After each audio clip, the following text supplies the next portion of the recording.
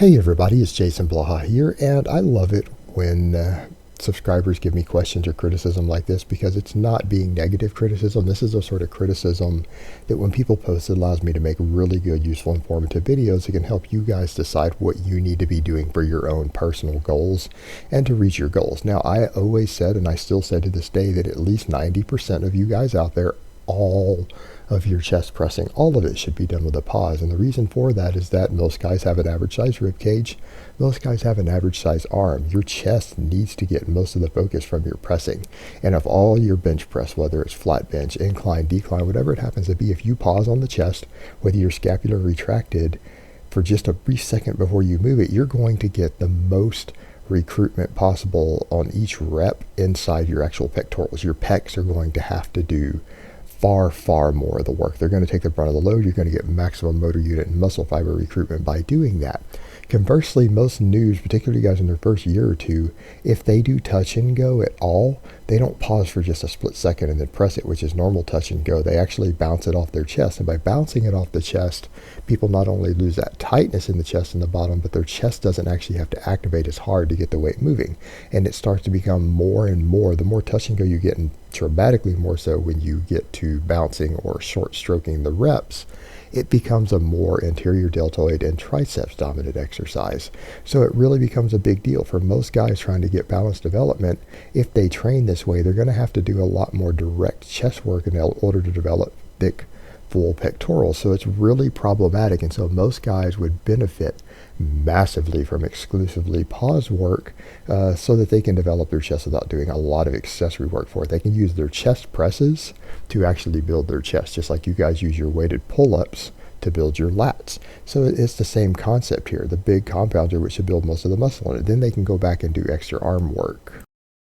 Now, I've trained this way almost exclusively due to the fact that I was competing in powerlifting, and therefore it carries over better to my bench press and powerlifting. But these days, now that I need to look a certain way, let's be honest here, I need to look a certain way to improve my YouTube outreach, and I'm slowly working towards those goals. A lot of people have commented lately, and a big part of that is changing my training style to suit my own individual structure and genetics in order to be more balanced. I don't have a normal bone structure compared to most guys. I have a much larger rib cage and I have longer arms. So because of that, my rib cage, I have more muscle on my chest naturally, and because my pecs are bigger and thicker naturally as a result of the bones they're spread across, any muscle that I gain on my chest just seems to make my chest pop out more and more, and my chest grows very easily. It seems to get stretched easily on any sort of presses. And conversely, my slightly longer arms make my arms look smaller in diameter. So if I put the exact same amount of muscle on my chest, and my arms is a guy with a more normal bone structure, my chest is going to look bigger and my arms are going to look smaller than his in proportion. So to work on that, one of the things I'm doing exclusively touch and go close grip bench press and touch and go incline bench press, which is also pretty much close grip. And that has been my only chest builders for the last 6 months. They're literally the only exercises I do for my chest at all. And they've allowed me to continue to develop my chest just at a slightly slower rate, but it's helped me dramatically in bringing up my arms and delts, because that's really where I need to be putting my focus these days. That's where I'm disproportionate. My whole shoulder structure, my biceps, triceps, things like that.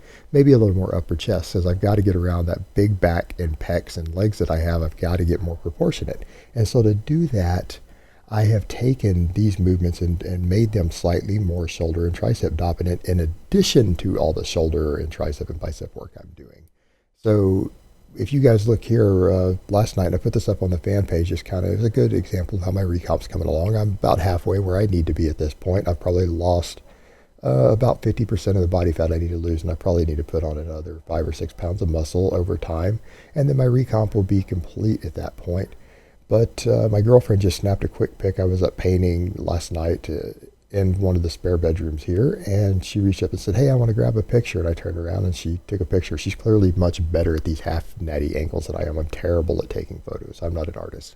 But as you guys can see, I am starting to get closer to being balanced out. Now you notice my arms and delts look a lot bigger, and my chest isn't as proportionately as big. I'm starting to get more proportionate. It's not perfect yet, and it might never be perfect. Let's be honest. I don't have the greatest genetics for proportions, but it's getting closer. And one of the components of that, one of the big parts of that, is that all of my focus on my lifting and a lot of my compound movements even are focused more around making them slightly more dominant with my weaker body parts and then adding the additional direct work for those weak body parts.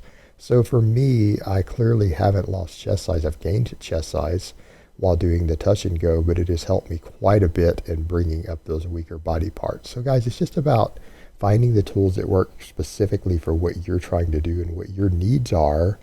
And in that case, for most of you guys, the pause bench is going to serve you better. In my particular case, as someone with a slightly different bone structure than average, who has unusual lagging points, I need to do things a little bit differently. But it doesn't mean that all of you should be doing exactly what I'm doing.